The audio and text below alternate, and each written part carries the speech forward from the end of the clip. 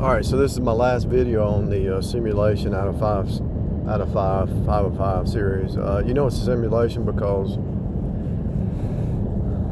the sun comes up tomorrow. You know that. You know if somebody smokes, they're probably going to get lung cancer. Their voice is going to get rough. If somebody drinks, they're going to probably get cirrhosis of the liver. Somebody eats sugar their whole life, they're going to have problems. If somebody overeats, they're going to get fat. You know.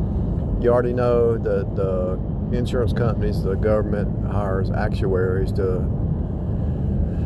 mathematician actuaries, so they can tell when you're going to die, or the population, the average death of the population. And so statistic-wise, they use an actuary to calculate that, the Social Security benefits and all that. So these actuaries and these people who meditate, they already know what's going to happen before it happens. If you've had a job long enough, you've seen the cycle repeat over and over and over and over. And so as you get older and you've gone through enough cycles, you're going to already know what somebody's going to say before they say it, because it's already been. What shall be has been, what has been shall be. And so it's easy to become a prophet because you've already seen it. It's happening now, especially if you read the Bible and you read Revelation and Genesis, and you see that Russia from the north and China from the east are being pushed back. And so what's happening right now? China and Russia are being pushed back. It's already happened in the Bible, and it's happening now. Genesis 3, you saw what happened with Adam and Eve. The Jezebel spirit in Genesis 3. The snake, the temptation, eating the apple, the app store. Genesis 3 is happening right now. Roadrunner. So if you watch Roadrunner cartoon, let's turn on the new episode of Roadrunner. Okay, so what's going to happen? Well, Wile E. Coyote is going to come up with some Acme tool, ACME, some Acme tool to chase down Wile E. Coyote is going to, wiles of the devil.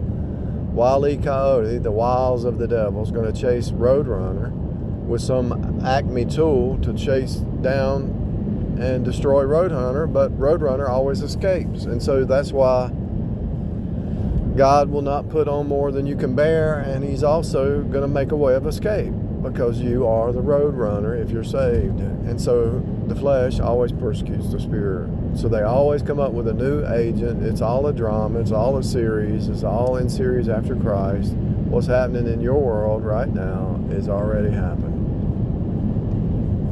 You might have a different kind of car. You might have a different kind of face. You might have different kind of clothing. You might be in a different location than your parents or your grandparents or your friends or your neighbors. But they're facing the same stuff you're facing. If they're spirit-filled, they're being chased. If they're the flesh, they're chasing the spirit-filled. So there's two kinds of people. There's really three kinds of people. There's the flesh creature, there's the carnal Christian, and there's the spirit-filled Christian. And so whichever one you are, you're playing the same storyline over and over and over and over and over and over until you get it right. Do it again until you get it right. Again, repeat, again. So when you go to your job or go to the military, you take a training simulation. So when you go in the military, you do war simulation training. So every day is a simulation. And right in front of me is an app store, a truck that says search. It shows a phone, search, book, go. And then it says 360 box, and it says app store 360. I just said app. So in front of me, right here on this truck, is a repeat of what I just said. Search, book, and go. Seek, knock, and ask. Get your answer, then go. On the side it says click, ship, and deliver. I could decode that. It's happening right now where you're at. Your car is delivering you to your job. Your car is delivering you to the grocery store. But then you pick up products and you deliver the products back to your house. It's a repeat.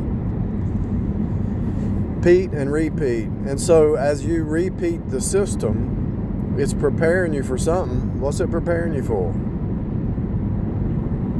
Evidently, it's preparing you for spiritual warfare in your new body, or your spiritual position in Christ, to know who you really are, to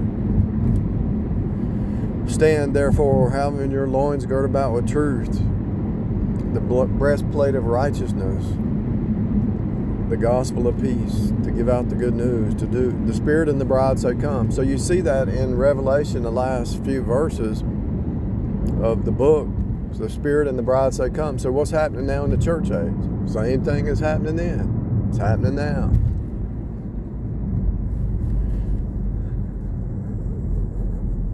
It's kind of boring at first, but then when you finally realize, well, it's boring, the same repeat over and over, but it's not boring because you see people getting saved.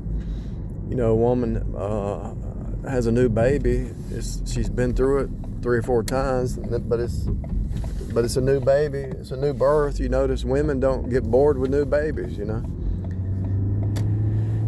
So the gospel is like the new birth when they receive it.